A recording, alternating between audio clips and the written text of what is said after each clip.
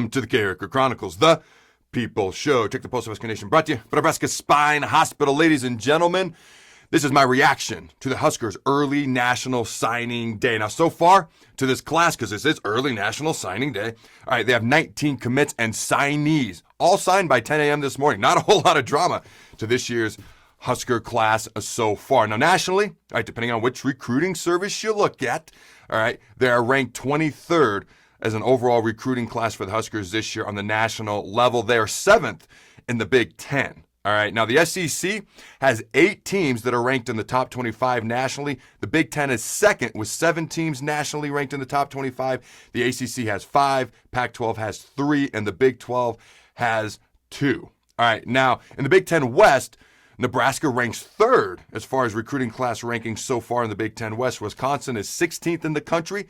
Iowa is 22nd. And again, Nebraska was 23rd. Now, nationally, this is kind of par for the course where Nebraska usually winds up being ranked. But this is the lowest they've ever been so far in the Big Ten West in their first 10 years in the Big Ten Conference.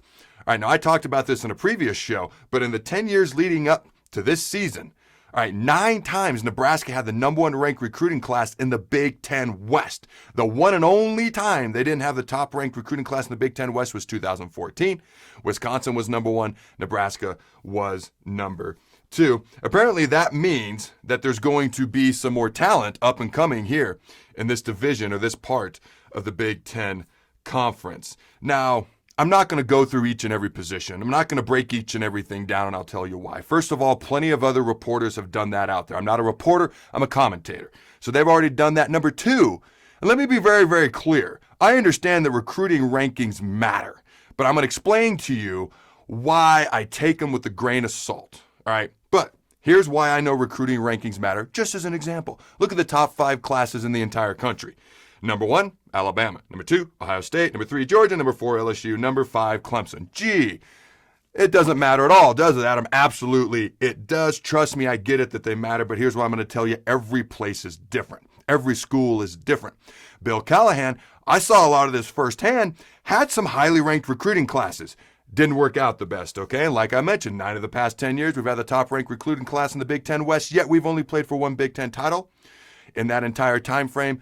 And unfortunately, we're about to have our 4th straight losing season. So here's the deal. All right, I'm just going to say this. I hate the transfer portal. Now, something needed to be done because prior to the transfer portal, players, if they left, almost automatically all the time had to sit out a year, no matter what, whether they got a new coach or whatever the case was beyond their control, while coaches could come and go as they pleased with very little to absolutely no repercussions. Pete Carroll. Now, the transfer portal has created college football free agency. I think there's got to be a middle ground. That's a show for another day. I'm just not crazy about the transfer portal. Now, in the Big Ten Conference, in the month of December alone, we've had roughly 4 million players transfer so far. I might have exaggerated a bit. It's just under 150. Nebraska, in recent memory, has had 38 players, scholarship and walk-on guys who have transferred elsewhere. Okay, Northwestern, by contrast, that's last in the Big Ten. By contrast, Northwestern is first with only 5 players who transferred to a different school. Now, take it from a guy who was too slow, too unathletic, and going to have to go play for on the offensive line. Recruiting rankings matter, okay? But here's what matters the most. It's not who you are when you walk in the building. Okay, when you walk in the door. It's not who you are when you walk in the door. It's what you do once you're inside the building and you get on that field. And I'm not trying to be a Debbie Downer. I'm not a pessimist. I'm not an optimist. All right. This is just my honest take from my personal perspective. Sometimes I'm right. Sometimes I'm wrong. You know, while the optimist is busy talking about how the glass is half full and the pessimist is busy saying it's half empty, I'm too busy drinking the damn thing to care. Here's what I know. This is a day of excitement, especially for those who are signing those letters of intent.